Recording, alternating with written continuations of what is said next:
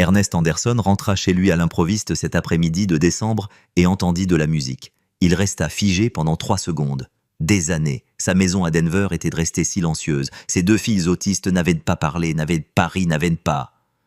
Un son se fit entendre. D'où venait donc cette musique? Son cœur battait la chamade tandis qu'il se dirigea vers le salon. C'est alors qu'il l'entendit. Un rire d'enfant clair et authentique. Lorsqu'il ouvrit la porte, ce qu'il l'a vu le figea sur place. Ernest n'avait pas prévu de rentrer plus tôt ce jour-là. Pendant 3 ans, il avait évité sa maison comme si elle était maudite. Sa femme Catherine était morte dans un accident de voiture lorsque leurs jumeaux, ses filles, Ella et Lily, n'avaient que 3 ans. Les fillettes avaient fait de petits progrès avec leur autisme avant le tragédie.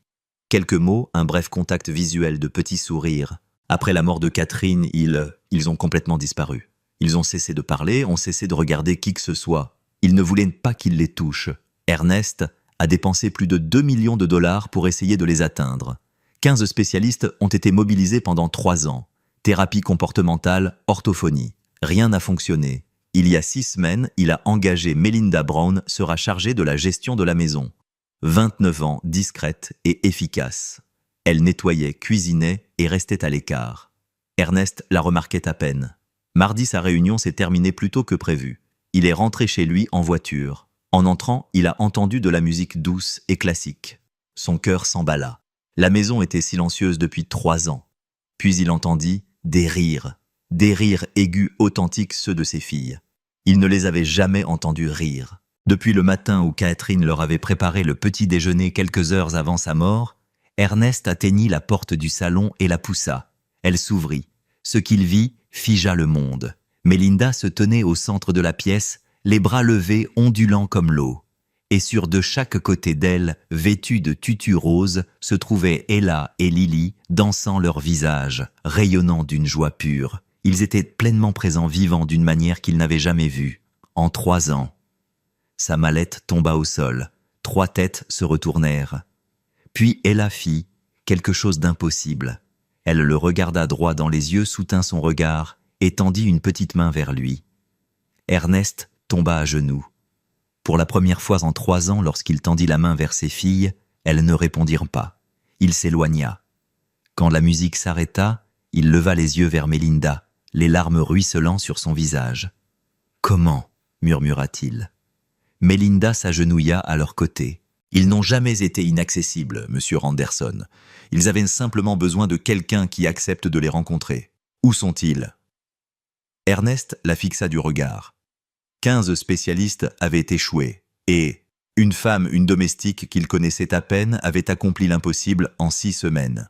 Ce qu'elle ignorait, c'est que Melinda avait un passé, une vocation qu'elle avait abandonnée. Dieu l'avait discrètement préparée à ce moment précis. Avant de poursuivre, aimez cette vidéo, abonnez-vous et dites-moi d'où vous la regardez. Parce que parfois, Dieu met la bonne personne sur votre chemin précisément au moment où vous en avez le plus besoin. Ernest n'a pas dit un mot. À propos de ce qu'il avait vu, il a simplement commencé à rentrer plus tôt. D'abord 1 heure plus tôt, puis 2. À la fin de la semaine, il quitterait le bureau à midi. Trouvant des excuses, son assistante cessa de poser des questions. Il se glisserait dans la maison, observer discrètement depuis les portes la cuisine, le haut des escaliers. Toujours prudent, toujours caché. Ce qu'il a vu l'a brisé d'une manière qu'il ignorait. Était impossible. Melinda ne suivait pas de thérapie. Elle vivait simplement avec eux. Elle fredonnait en pliant le linge, son corps se balançant doucement. Et Lily qui, elle n'avait rien réagi depuis 3 ans. Elle s'arrêtait de se bercer et la regardait. Elle la regardait vraiment. Quand Melinda a mis le cap sur la table, elle posait chaque objet en rythme. Assiette, fourchette, tasse, serviette, et de l'autre côté de la pièce, elle a bougé ses mains selon le même schéma, comme si elle apprenait une chanson sans paroles. Tout ce que faisait Melinda était empreint de vie. Une douceur qu'Ernest avait oubliée pouvait exister. Un après-midi, il la regarda habiller les filles. Pendant 3 ans, les habiller avaient été synonymes de crise de larmes et de crise de colère. Des cris. Melinda brandit un t-shirt et le balança doucement en fredonnant. Elle tendit la main, non pas parce qu'on le lui avait ordonné, mais parce que le mouvement l'y avait invité. Melinda glissa ses bras dans les manches au rythme de la musique. Lentement, régulièrement comme l'eau. Sans larmes, sans lutte. juste la paix. La poitrine d'Ernest se serra. Catherine utilisa se déplacer ainsi. Elle avait l'habitude de bercer les filles pour les endormir, de les faire rebondir sur sa hanche, de chanter des chansons. Elle avait compris quelque chose. Ils n'avaient jamais pensé qu'ils n'avaient pas besoin d'être réparés. Il fallait les accueillir là où ils en étaient, et Mélinda faisait exactement cela. Et puis, un jeudi après-midi, quelque chose se produisit qui fit oublier à Ernest comment respirer. Mélinda se tenait là. Elle entra dans le salon et leva lentement les bras paumes vers le haut, comme si elle soulevait quelque chose d'invisible. Elle le fit une fois, 2 fois, une 3e fois. Et Lily, qui n'avait imité personne depuis 3 ans, elle leva les bras, elle aussi lentement, délibérément, imitant son geste. La main d'Ernest se figea sur son ordinateur portable. Sa gorge, il était brûlé. Il avait envie de crier, de pleurer, de courir dans cette pièce et de remercier Mélinda pour lui rendant quelque chose qu'il croyait perdu à jamais. Mais il ne bougea pas. Il resta assis là, à regarder cette femme. Il déverrouilla ses filles par sa seule présence et son rythme. Et c'est alors que la question le frappa comme un coup de poing. Coffre. Comment le savait-elle ? Comment une femme de ménage sans diplôme ni formation pouvait-elle le savoir qu'il connaissait, comprend mieux ses filles que 15 spécialistes, mieux que lui ? Ernest fixa Mélinda du regard, tandis qu'elle guidait les filles dans un autre mouvement doux. Il y avait quelque chose dans sa façon de bouger, quelque chose d'instinctif, quelque chose qu'elle ne lui disait pas, et il devait le découvrir. Je ne sais pas ce que c'était. Cette nuit-là, après que les filles se soient endormies, Ernest fit un... Il allait lui poser la question. Il allait découvrir qui était vraiment Mélinda Brown, car la femme de ménage, sa maison, cachait quelque chose. Et quoi que ce soit cela, venait de ramener ses filles à la vie. Ce soir-là. Une fois les filles endormies, Ernest trouva Mélinda dans la cuisine, en train d'essuyer les comptoirs. Mélinda, sa voix, était plus rauque qu'il ne l'avait voulu. « Pouvez-vous rester un instant, s'il vous plaît ?» Elle se retourna, les yeux légèrement écarquillés. En 3 ans d'emploi de différents employés, Ernest n'avait jamais demandé à personne de rester après les heures de travail. Il n'avait jamais eu de véritable conversation hormis pour fixer des horaires, des instructions. Bien sûr, Monsieur Anderson. Elle posa le tissu ses mains. Il se plia soigneusement devant elle. Il désigna la petite table près de la fenêtre. « Asseyez-vous, je vous prie. » Ils étaient assis l'un en face de l'autre dans la faible lumière de la cuisine, et pendant un long moment, Ernest ne sut pas par où commencer. Comment demander à quelqu'un d'expliquer un miracle ? Où l'as-tu appris ? Finit-il par demander. Qu'en faites-vous ? Votre façon de vous déplacer, votre façon de les atteindre, a-t-il dit. Le visage de Mélinda se figea. Elle baissa les yeux sur ses mains. Je ne veux pas dire... Pour ne pas outrepasser mon droit de poser cette question, Ernest poursuivit rapidement. J'ai juste besoin de comprendre. Ah, c'est... Des spécialistes, avec plus de 3 ans d'expérience, n'auraient pas pu faire ce que vous avez fait en 6 semaines. Monsieur Anderson Ernest, je vous en prie.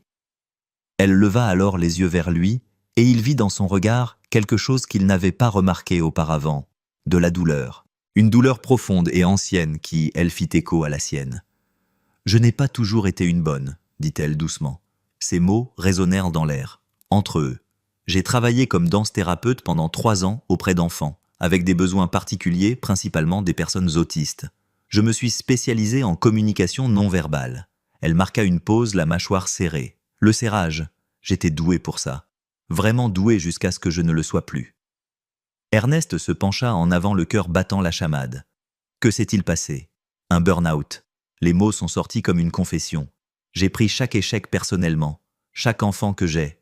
Je n'arrivais pas à les joindre, j'avais l'impression de les avoir laissés tomber.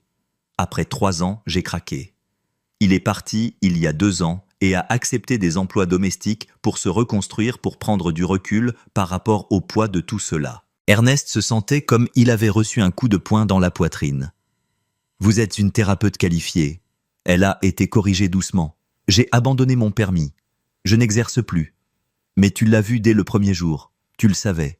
Ce dont Ella et Lily avaient besoin. Mélinda hocha la tête, les yeux embués de larmes. Je l'ai vu immédiatement. Leur façon de bouger, leur façon de reculer. Je savais que les approches verbales traditionnelles resteraient efficaces. Je les ai déçus, mais j'étais terrifié à l'idée de dire quoi que ce soit.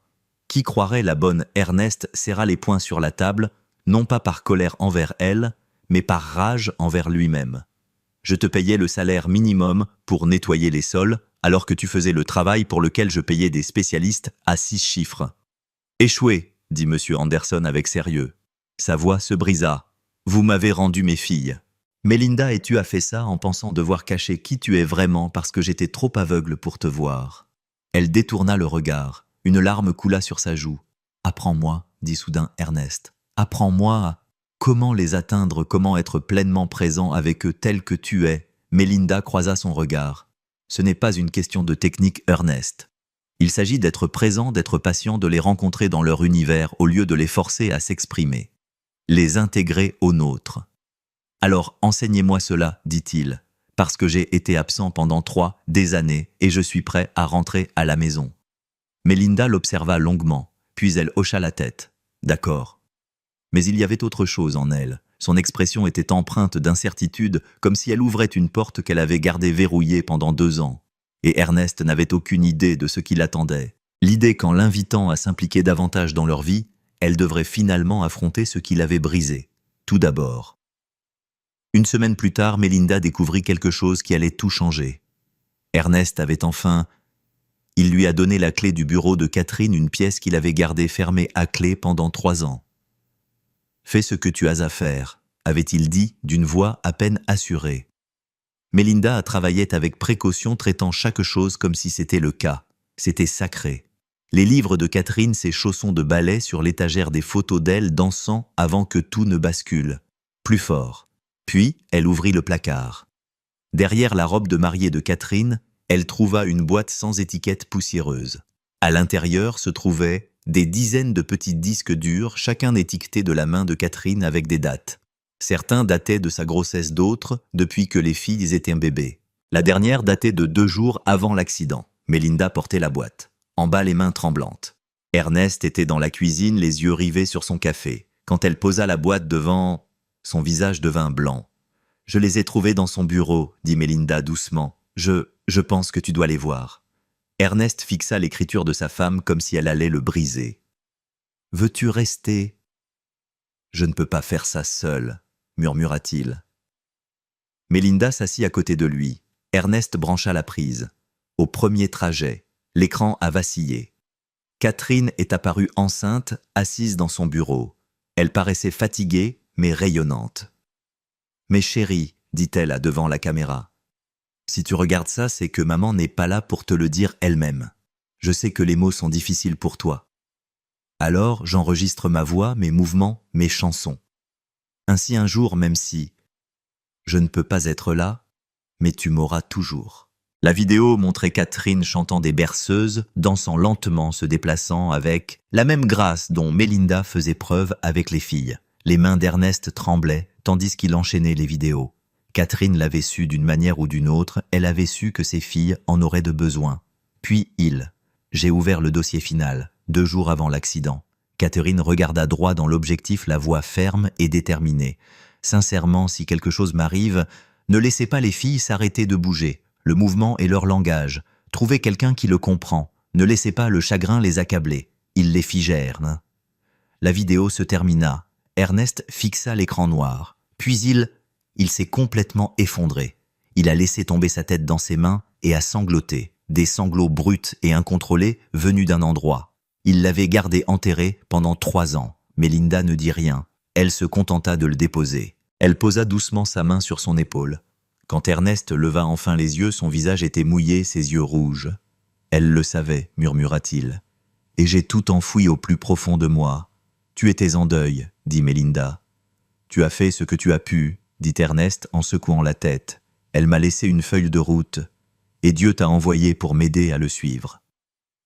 Il regarda Mélinda, la mâchoire serrée par une nouvelle détermination.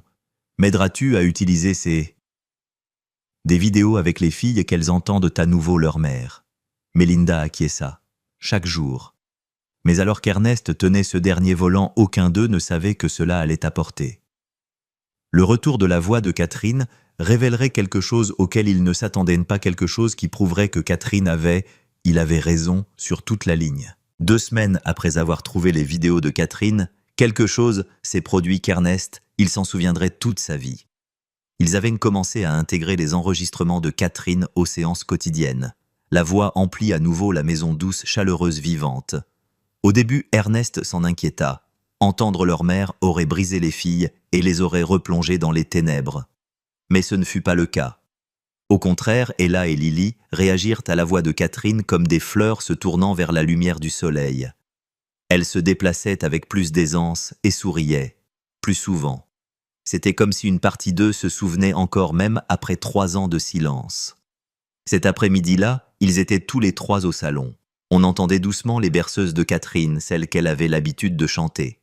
Quand les filles étaient bébés, Mélinda les guidait par de doux mouvements, les bras levés, les filles imitant ses gestes. Elle. Ernest avait commencé à participer aux séances sans les animer, simplement en étant présent. Présent, apprenant à exister dans leur monde au lieu de les entraîner dans le sien. Au beau milieu du numéro, Lily s'est soudainement arrêtée de bouger. Tout le monde s'est figé. Le cœur d'Ernest se serra. Était-elle en train de régresser? Était-ce trop Lily? Elle resta immobile, fixant Mélinda du regard. Puis aussi clairement que le jour, elle prononça un seul mot. La pièce se vida. Le silence régnait hormis la voix de Catherine qui résonnait encore en fond sonore. Ernest eut un hoquet de surprise et porta instinctivement la main à sa bouche. Les yeux de Mélinda se remplirent de larmes, mais elle garda un visage calme et impassible. « Encore ?» Mélinda demanda doucement. « Tu veux recommencer, ma chérie ?» Lily hocha la tête d'un air délibéré, intentionnel. Puis il le répéta. « Encore !» Ernest avait le souffle coupé. Sa fille, sa petite fille qui n'avait pas parlé depuis 3 ans, venait de dire un mot, un vrai. Un mot chargé de sens, d'intention. Mélinda leva lentement les bras commençant. Le mouvement s'acheva. Cette fois, Lily murmura les mots en silence tandis qu'il se déplaçait, ses lèvres les formant soigneusement. À nouveau. Lorsque le mouvement s'arrêta, Lily regarda son père, la regarda vraiment, et lui dit quelque chose qui brisa ce qui restait du cœur d'Ernest. « Maman ». Il chantait 2 mots avec tout leur sens. Sa fille parlait. Ernest s'est laissé tomber, ses genoux tremblaient. Il avait envie de crier, de pleurer, de la serrer dans ses bras, et jamais, lâche-le. Mais il resta immobile, terrifié à l'idée de briser l'instant. Lily s'approcha. Elle s'approcha de lui en marchant sans traîner les pieds et posa sa petite main sur sa joue. « Maman, on chante », répéta-t-elle. « On danse ». Ernest la serra contre lui, et pour la première fois en 3 ans, Lily l'enlaça. Il lui enlaça le cou. Ella se rapprocha, elle aussi se collant contre lui. Mélinda s'est agenouillée près d'eux, les larmes ruisselant sur son visage. Ernest la regarda, la voix brisée. Elle a parlé. Mélinda hocha la tête souriant à travers ses larmes. Elle l'avait fait. Cette nuit-là, après que les filles se soient endormies, Ernest était assis dans son bureau, les yeux rivés sur son téléphone. Il avait enregistré l'instant où la voix de Lily répétait « Encore », immortalisée à jamais. Il aurait dû faire la fête, crier sur tous les toits, appeler tous ses proches. Mais au lieu de cela, une pensée sombre s'insinua en lui, dans son esprit. Et si quelqu'un essayait de lui enlever cela? Et si quelqu'un décidait que les méthodes de Mélinda étaient dangereuses, non prouvées? Il pensa au docteur Morrison, le thérapeute comportemental principal, qu'il avait payé 180 000 $. Pendant plus de 3 ans, celle qui lui a dit que la régression non verbale était probablement permanente. Elle ne savait rien de Lily. Pas encore de percée, mais quand elle le découvrirait, que dirait-elle? Ernest la fixa du regard. Il avait le numéro de Mélinda dans son téléphone. Elle lui avait tout donné, mais il ne lui avait jamais dit qu'elle était plus qu'une employée. Jamais. Il lui a dit qu'elle faisait partie de la famille. Et ce silence pourrait lui coûter tout. Car le monde n'a pas toujours célébré les miracles. Parfois, il les a même remis en question. Le docteur Morrison s'est présenté à l'improviste 3 jours après que Lily ait prononcé ses premiers mots. Ernest avait commis l'erreur d'envoyer, elle a envoyé une vidéo. Objet, elle a parlé. Il était trop excité pour réfléchir clairement. Trop reconnaissant pour penser aux conséquences, le docteur Morrison ne le félicita pas. Elle exigea de observer les méthodes de Mélinda en personne. Ernest a essayé de dire non. Mais 3 ans de le conditionnement, 3 années à faire davantage confiance au diplôme qu'à l'instinct l'ont amené à accepter. Cet après-midi-là, le docteur Morrison était assis. Dans un coin du salon, le visage impassible, Mélinda observait Ella et Lily. Elle les guidait à travers leur routine.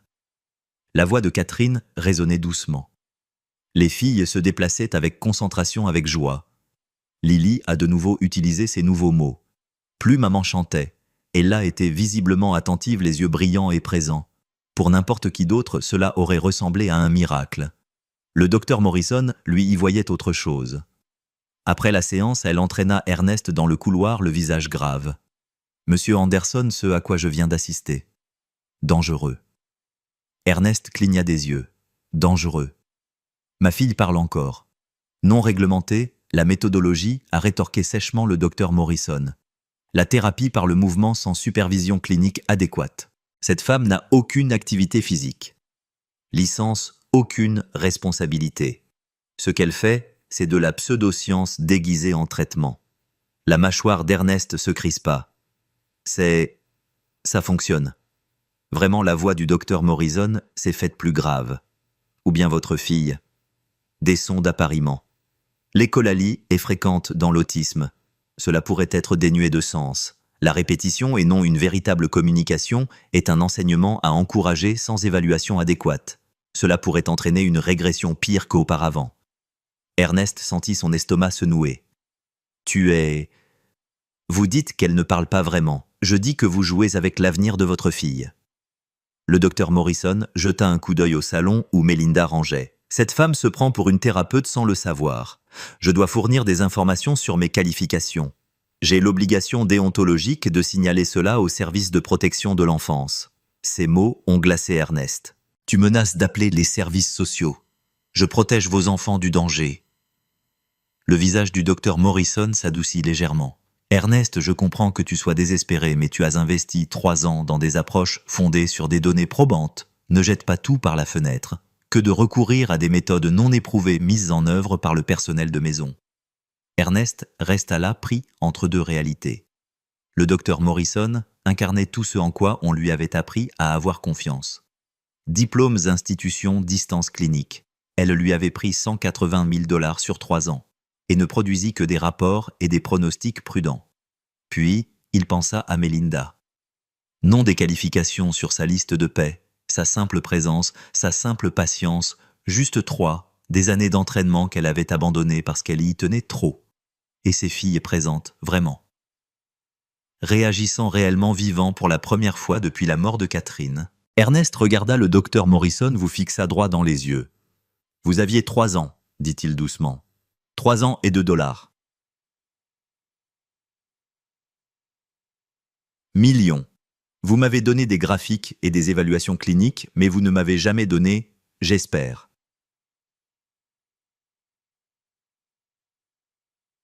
Monsieur Anderson Melinda m'a rendu le dos de ma fille en 6 semaines. Sa voix, elle était désormais sereine, certaine qu'elle avait appris leur langue. Vous avez essayé de les forcer à apprendre la vôtre. Le visage du docteur Morrison endurcit. Tu fais une erreur. Alors c'est à moi de la faire. Ernest s'avança vers la porte, l'ouvrir. C'est terminé ici, docteur Morrison. Envoyez tous les rapports nécessaires, mais vous ne reviendrez pas. Elle entra chez moi. Elle le fixa, abasourdie. Puis elle rassembla ses affaires et partit sans un mot de plus. Ernest se tenait dans le couloir désert, le cœur battant la chamade. Il venait de choisir une femme de ménage sans diplôme plutôt qu'une professionnelle certifiée, spécialiste. Il avait tout misé sur quelque chose qu'il ne pouvait expliquer à personne qui ne l'avait pas vu de ses propres yeux. Et il n'avait aucun spécialiste. Il ne savait pas s'il avait sauvé ses filles ou s'il les avait perdues. Du salon, il entendit la voix de Lily. « Papa vient », sa fille l'appelait. Ernest retourna dans la pièce où Melinda se tenait avec les 2 filles, l'incertitude se lisant sur son visage. Elle avait tout entendu. « Tout va bien ?» demanda-t-elle doucement. Ernest s'agenouilla près de ses filles. « Tout est parfait. » Mais le regard de Melinda lui disait le contraire. Elle n'y croyait pas. Et au fond, Ernest connaissait la vérité. Docteur Morrison. Ce n'était pas terminé. Et la bataille pour l'avenir de sa fille ne faisait que commencer. 3 jours. Après la visite du docteur Morrison, Ernest trouva Melinda en train de faire ses valises. Il était rentré plus tôt que prévu. Comme d'habitude, mais au lieu de la trouver dans le salon avec les filles, il entendit du bruit à l'étage. Lorsqu'il la rejoignit, elle. La porte de la chambre dans l'aile des invités était ouverte. Ses affaires étaient dans des cartons. Ernest sentit sa poitrine se serrer. « Que fais-tu? Que fais-tu » Mélinda ne se retourna pas. « Je donne mon préavis de 2 semaines, monsieur. » Anderson.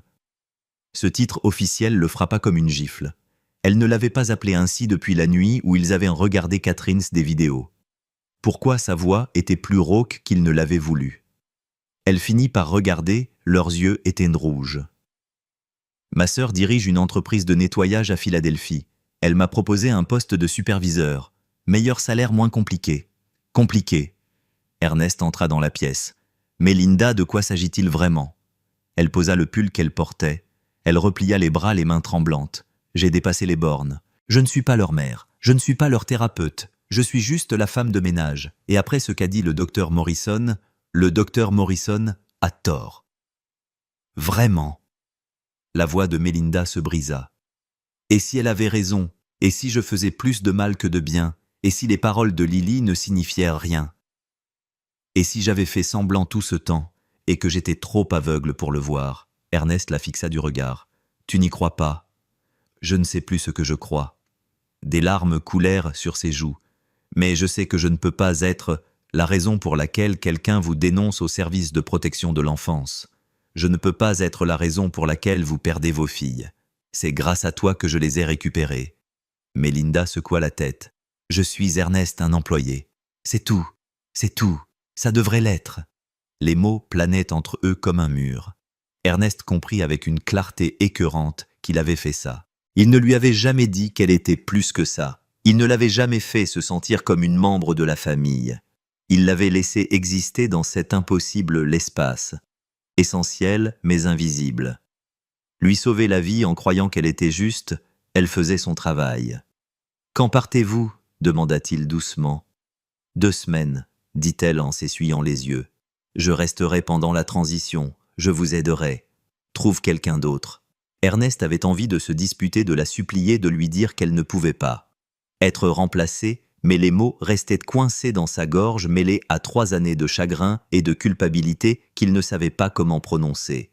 Il entendit sa voix, alors il se contenta d'acquiescer. « D'accord. » Le visage de Mélinda se décomposa un instant. Avant de se détourner, elle dit « Je finirai mes valises plus tard, les filles ont faim. » Elle passa devant lui et Ernest la laissa faire. Il se tenait seul dans sa chambre, à moitié vide, avec l'impression que le sol se dérobait sous ses pieds et il n'en avait aucune idée. Comment l'arrêter? Le lendemain matin, tout a changé. Mélinda est venue à... Elle travaillait, mais gardait ses distances professionnelles et polie, veillant à ne pas trop s'approcher. Elle continuait à faire son travail et à le faire correctement. Elle préparait les repas, faisait le ménage, veillait au bon fonctionnement de la maison. Mais elle ne fredonnait plus, ne se balançait plus. Pendant qu'elle travaillait, elle ne bougeait pas au rythme doux que les filles avaient appris à suivre. Et Ella et Lily le sentaient, immédiatement. Dans l'après-midi, Lily avait cessé d'utiliser ces nouveaux mots. Elle se tenait dans le salon. La fenêtre oscillait légèrement, le regard perdu au loin, comme si elle attendait quelque chose qui ne viendrait jamais. Elle se réfugia dans un coin et se mit à tourner sur elle-même lentement en faisant des cercles répétitifs qu'elle n'avait pas fait depuis des semaines. Ernest la regardait. Tout s'est passé en temps réel. Il a vu sa fille retomber dans le silence qu'il venait d'échapper. Cette nuit-là, il les retrouva tous les deux à la fenêtre, attendant toujours. Lily. Une petite main se pressa contre la vitre, et Ernest comprit. Ils n'attendaient rien. Ils attendaient quelqu'un. Mélinda, la femme qui les avait ramenés à la vie. La femme qui partait dans 2 semaines. Et Ernest venait de la laisser partir. Elle partit sans résistance. Le lendemain, Lily cessa de manger. Ernest était assis à la table. Il regardait sa fille assise à la table de la cuisine faire tourner la nourriture dans son assiette sans y toucher. Elle n'avait plus parlé depuis. Mélinda s'est éloignée. Pas un mot, juste le silence. Et ce regard fixe et insistant, par la fenêtre. Tous les après-midi à 15h, l'heure exacte à laquelle Mélinda commençait. Pendant leur séance, les 2 filles allaient à la fenêtre du salon et attendaient. Elle restait en là pendant 1 heure parfois. Elle resta plus longtemps à regarder l'allée, attendant son retour. Et là, Elle recommença à se balancer ce mouvement répétitif qu'elle avait enfin cessé il y a des semaines. D'avant en arrière, ses yeux distraits et distants. Ernest a essayé. Dieu sait qu'il a essayé. Il a mis les vêtements de Catherine. Enregistrement, il leva les bras comme Mélinda l'avait fait, bougea lentement doucement. Il essayait de se souvenir de tout ce qu'il l'avait vu faire. Mais en vain. Les filles ne réagissaient pas, elles ne le regardaient même pas. Lui. C'était comme s'ils avaient appris une langue de Mélinda qu'Ernest ne pouvait toujours pas parler malgré tous ses efforts. Il essaya. Le 3e jour, un événement le bouleversa. Il trouva Ella dans le salon en train d'essayer de danser, seule. Ses petits bras levés vers le plafond, son corps se balançant maladroitement. Elle avançait difficilement. Elle essayait de recréer ce que Mélinda lui avait appris de s'y accrocher, mais elle n'y parvenait pas. Après quelques instants, ses bras retombèrent. Son visage se décomposa et des larmes coulèrent. De véritables larmes coulaient sur ses joues. Ernest n'avait pas vu sa fille pleurer depuis 3 ans. Des années pas depuis, avant la mort de Catherine. Il s'approcha d'elle, mais Ella se détourna de lui, pressa son visage contre la fenêtre et continuait de pleurer en silence, ses petites épaules tremblantes. Ernest restait là impuissant, à regarder sa fille pleurer quelqu'un qui était encore en vie, mais qui aurait tout aussi bien pu disparaître. Ce soir-là, une fois les 2 jeunes filles enfin endormies, Ernest se rendit à son bureau. Il resta longtemps assis dans le noir, repensant aux menaces du docteur Morrison concernant les cartons de Mélinda emballés à l'étage, à propos de ses filles qui se tenaient à cette fenêtre jour après jour. Puis, il fit quelque chose qu'il n'avait pas fait depuis la nuit. Ils ont d'abord regardé les vidéos. Il a ouvert le dernier enregistrement de Catherine, celui-là même, où elle a regardé droit dans la caméra et lui a parlé. Sincèrement, s'il m'arrive quelque chose, ne laissez pas les filles s'arrêter de bouger. Le mouvement, c'est leur vie. Trouvez quelqu'un qui comprenne cela. Ne laissez pas le chagrin les paralyser. Ernest avait déjà entendu ces mots, mais cette fois, il raisonnait différemment. Catherine ne parlait pas seulement des filles, elle parlait de lui depuis 3 ans. Il était comme figé, enfoui sous le poids des souvenirs. Le travail se cachait de la maison, évitait tout contact, car c'était trop douloureux. Quand enfin quelqu'un arriva et put dégeler ses filles, quelqu'un qui put le dégeler lui-même, il la laissa croire il n'était rien de plus qu'un simple employé. Le chagrin l'avait rendu aveugle. Ernest fixa du regard. Le visage de sa femme apparut sur l'écran, et soudain il comprit ce qu'il devait faire. Mélinda partait dans moins de 2 minutes, des semaines. Ses filles disparaissaient à nouveau. Et s'il ne faisait rien, si il n'avait pas trouvé le courage de dire ce qu'il avait eu trop peur de dire, il allait tout perdre. Pas seulement pour Ella et Lily, mais aussi pour lui-même. Car quelque part, entre 2 visionnages, en voyant Mélinda danser avec ses filles et en la voyant faire ses valises, Ernest était tombé amoureux d'elle. Et il ne l'avait jamais fait. Ernest le lui a dit. Il a surpris Mélinda le dernier jour de son départ. Elle chargeait le dernier carton dans son... Il gara la voiture dans l'allée. Derrière elle, par la fenêtre du salon, il pouvait voir Ella et Lily. Debout à leur place habituelle, ils attendaient, comme tous les jours, à 15 heures pour 2 semaines. Mélinda. Sa voix la figea en plein mouvement. Elle se retourna les yeux rouges et fatiguée. « Monsieur Anderson, je ne sais pas. » Il s'approcha d'elle, le cœur battant la chamade. « Ne m'appelle pas comme ça, et ne pars pas, pas encore s'il te plaît. » Ernest, on a déjà parlé de ça. J'ai besoin de... pour te montrer quelque chose. Il désigna la maison du doigt. 5 minutes, c'est tout ce que je te demande. Elle hésita, puis acquiesça. Il la fit entrer en passant devant le salon où les filles se redressèrent aussitôt, en apercevant Mélinda, puis après la cuisine en bas. Le couloir menait à la porte restée fermée à clé pendant 3 ans. La salle de musique de Catherine. Ernest sortit la clé, la sienne. Cette fois, j'ai la main stable. J'y travaille tous les soirs depuis 2 semaines. Il poussa la porte. Mélinda eut un hoquet de surprise. La pièce était métamorphosée. Une douce lumière s'élevait. Le système audio de Catherine a été restauré.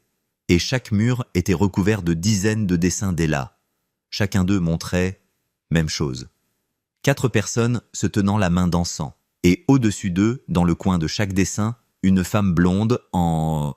une robe fluide, un sourire aux lèvres. Catherine les observait. C'est là que Catherine s'entraînait. Ernest dit doucement, là où elle dansait lorsqu'elle était enceinte de ses filles, là où elle prévoyait de leur enseigner un jour. Il se tourna complètement vers Mélinda. « J'ai fermé cette pièce à clé pendant 3 ans parce que je ne pouvais pas y faire face, mais tu as été… » J'ai tout déverrouillé, j'ai tout fermé. Les yeux de Mélinda se sont remplis de larmes.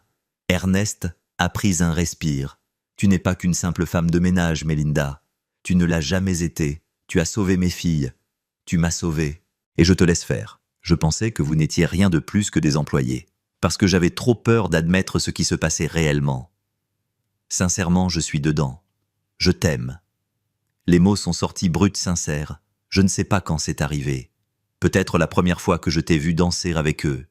Peut-être quand tu étais assis avec moi pendant que je regardais les vidéos de Catherine. Mais je ne peux pas te laisser franchir cette porte sans te dire la vérité. Mélinda porta la main à sa bouche, les larmes coulant à flots. « Je ne vous demande pas de rester comme employé, » a poursuivi Ernest.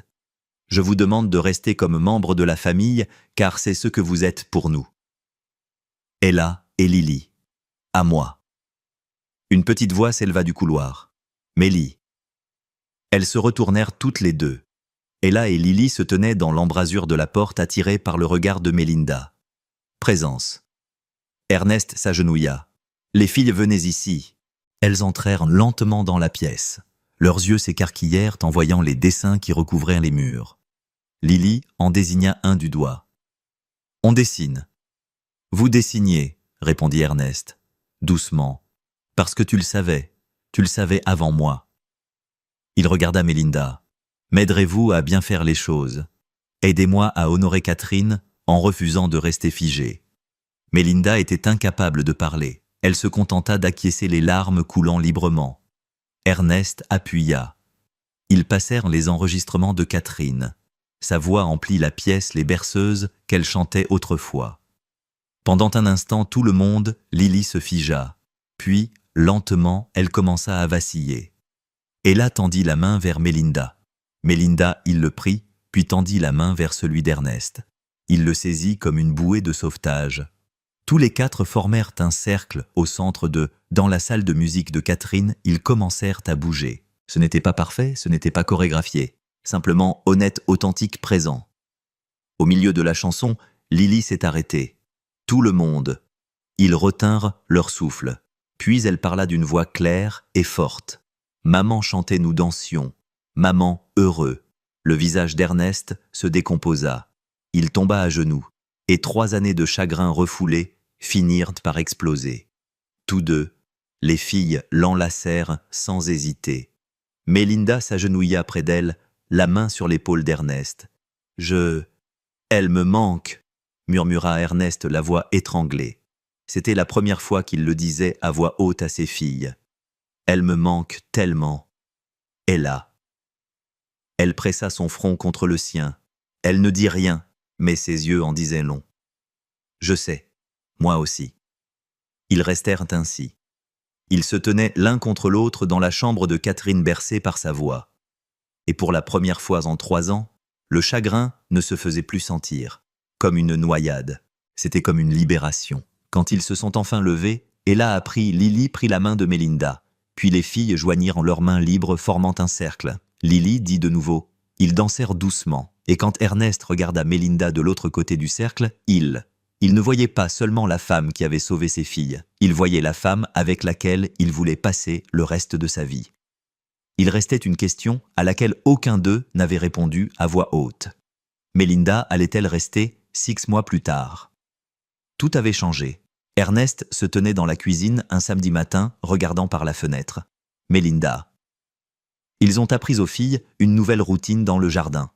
Le printemps était arrivé à Denver, apportant avec lui redonner chaleur et couleur à une maison restée trop longtemps glaciale. Ella et Lily avaient maintenant 7 ans. Lily parlait par phrases complètes. Son vocabulaire dépassait les 200 mots. Vocabulaire. Elle posait des questions, racontait des histoires, riait librement. Ella. Elle communiquait à sa manière.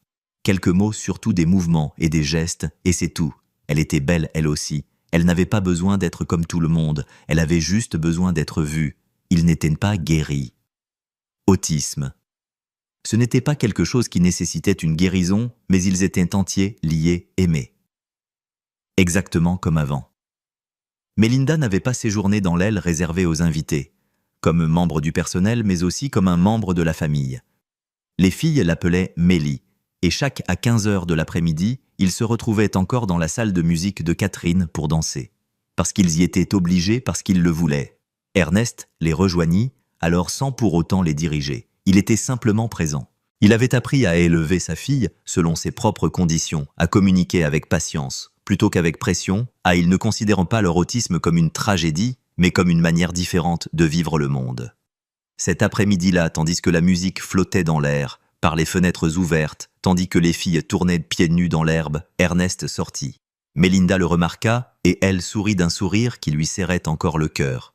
Elle laissa les filles courir après les papillons et s'assit à côté d'eux, lui sur les marches du perron. « Le regrettes-tu parfois ?» demanda Ernest doucement. « Rester ici, abandonné.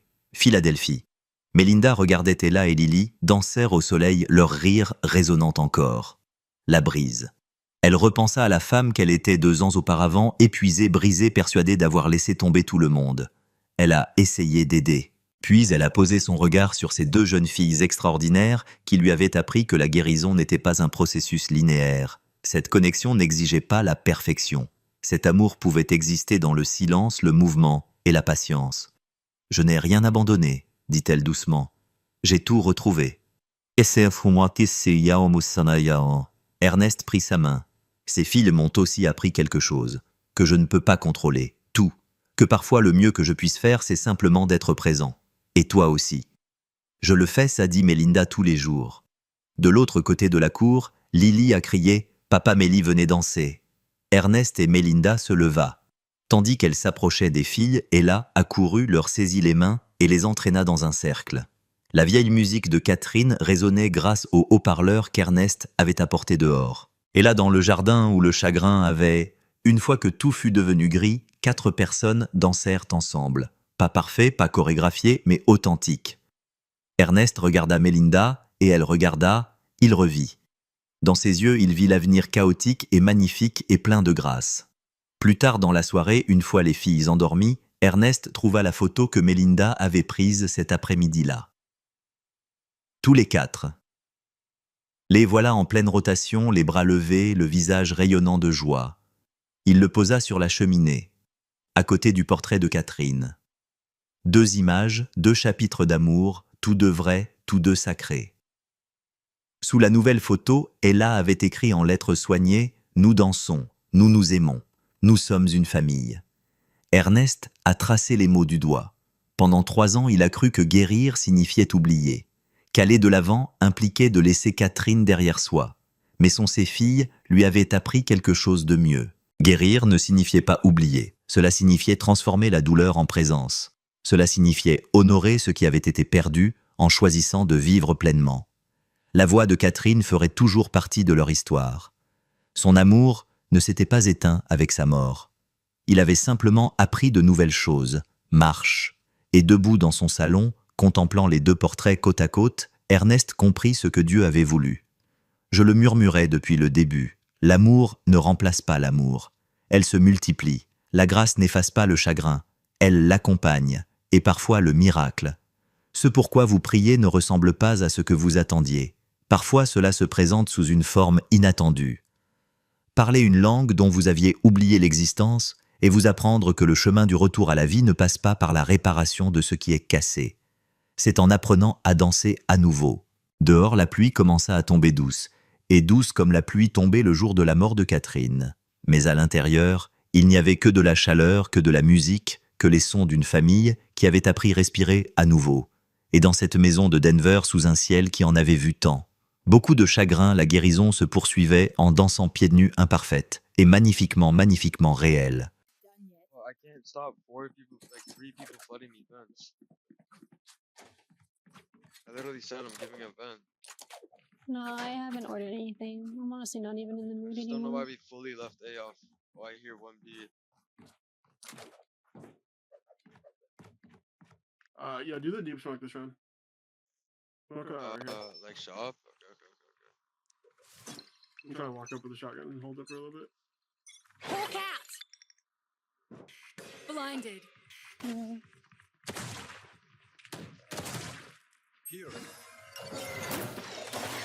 Nothing mid unless he lurks it.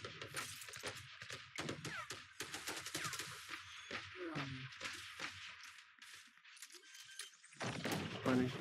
Reloading. Spike planted. Please, man. Hawk out!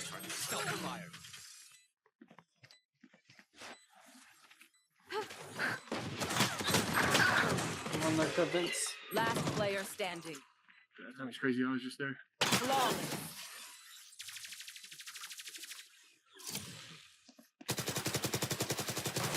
Alright, lucky socks.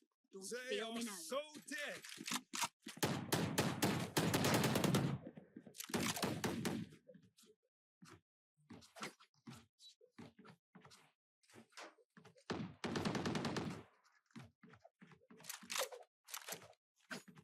All right, if they smoke off mail, I'm gonna walk out and sit here as long as you put the smoke here.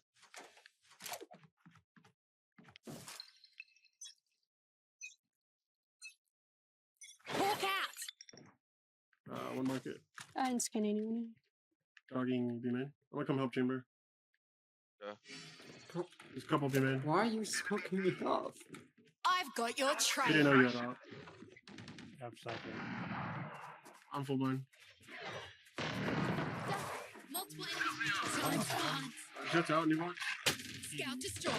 He lost his one beyond. One pillar. Spike down B. Last player standing. One enemy remaining. Nice. Clutch. Good job. Don't even try Yeah, I don't think he knew you had an out, man. I also didn't even see you on the map. Sky? That was tidy. Is that Sorry, it was is one. that what hiking does for you? Thank you. The way they My swung map the is second zoomed he out, swung. and that's the only corner that's like I don't even know. I was on top of this box, so I was just trying to have an off angle. Wait, did Waylay kill you? Because I killed her. No, I killed Jet and Sky and then Clove fragged me. Same place. Hawk huh? out! Oh, middle, yeah, middle. I didn't scan anyone. Yeah, I got a whole B man. Reloading. B man, 1, 2. Call for smoke B. Okay. Cypher's mid. I don't need to live. I'm smoked off. Kiko, go heaven, care heaven. Smoking. Smoking heaven. Peeking. Have one of these. Time to hunt. Okay, I'm still Scout gonna go. destroyed. Mm, 1 mid stuff. close. They have no smokes for the time being. 2 or 3 mid. Enemy spotted. Mid. Smoke some out. I'm slow to kill. Drop in a smoke. What the fuck? Close, just hold. Come here, come here. Bye. My ult's ready. Lock in sight. Target down. Oh, they could have taken the timing. I still gave it up. Hey, No, hey, give me no hey. Oh my god. How is it's he up close to end? I know Vader. Oh, exactly. what? That timing is actually 30 seconds left. Alright, follow me out, follow me out, follow me out. Spike Sky planted. planted. One enemy remaining. Hey, man, stick, she's Get out gonna of my out way. me. stick, stick.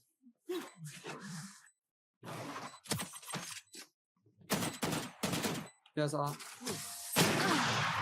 90, bro. He's one. No, that. Watch out for the Cypher. He might be cheating. Did you not have trip here? I tripped here. I was holding Oh, there. my bad, not that, not No, that. no. My bad, my bad. I thought you were literally here though. Wait, no, I no, but was- that is like the second or third time he's had No, like no, just the you most understand. perfect timing. The second I looked away to run A, he had to been sprinting up to you. I'm like, 'Cause I'm just so confused. I literally turn around, he's right behind me in advance. I'm like, what the fuck? I don't know, Cypher and Jet are Also, good, it's been like a year. I stopped Battle PC console last month when I was trying to do placements. See Gold 3. I lost touch. No, Hawk I out. mean Gold 3 is fine. It's just you haven't played in one. I scanned one. I don't hear anything. Call for smoke. Probably Mirror Me. Or Or the hit just from smoke far. mid off the rip. No, this fucking game. One B is main. so Smoke B, fucking smoke B, bad. smoke. Two B main. Dogging me. One by one. 4, 3, 3. finished. Last 70 is player fine. standing. Wait, our flip didn't pop ult? Spike planted. I don't know, this close is really bad. He baited me fucking mid, and then, I don't know. 55 on Cypher. Does that make a difference? I'm smoking 3. Teleport's ready. This guy's one, probably healed by Cypher though. No, they heard this, 100%. Oh, wait, maybe not. I think he can win this. Or Oh, our I team is hit, pretty good. I hit 71. One enemy That's your remaining. best. 50 on him. Oh no, go for the wall, man. Wait, it's like this guy's reading my mind. This is Yeah, less you got it, than you got it. Is ideal. he in the call? Oh, we should go duel with him then. No. What? Clutch. It's Teleport's so ready. demotivating when I try to not too- play. Like, I can't seem to join anywhere. Yeah, then you probably just burnt out of Valorant. Another fight? You can play a Clean different slate. game. Valorant's Let's honestly put not the whatever greatest. happened I in the felt past. demotivated any too, but like I don't have any other game to play.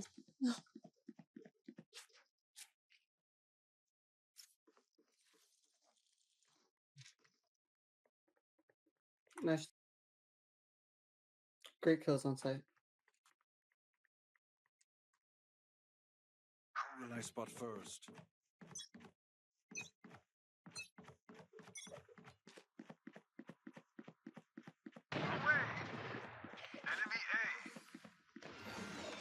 Healing over Up here. ramp, up ramp. Upper. Hawk out. What do you think I'd do? Time to hunt. There's two. Enemy A. Still ramps. Hawk out. One Ooh, enemy singular? remaining. Here. Close right Spike here. down A. 105, 105. Over Heal here, up, over here, squad. though. He's in sewer. Just wait for a second. My bullet went through.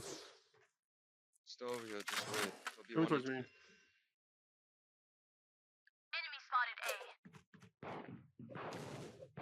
Still sewer. has Wait, did spike. you see that? Yeah, he's spike.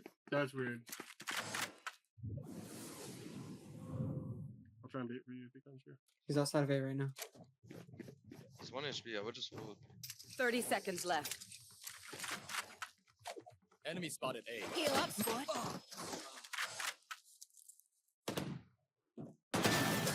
Pretty Okay, done grab here. my Wait, Clove, you I'll saw fight that here, shit I'll right fight here, here. right?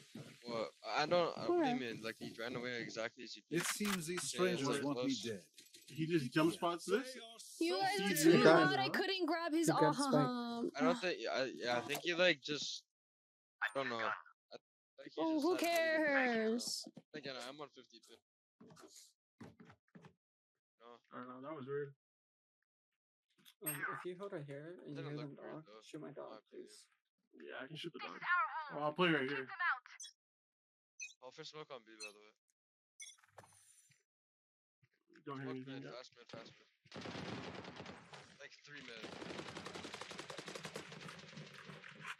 They switched me off. Hawk out. No distraction. No peeking. I just got shot through smoke. I've got your trail. Back like I never left. What the fuck? Making cover. I should have baited the squad. Stand aside. Maybe 2. Going back, going back. Last player standing. Both van, going in. Since I wasn't here yesterday,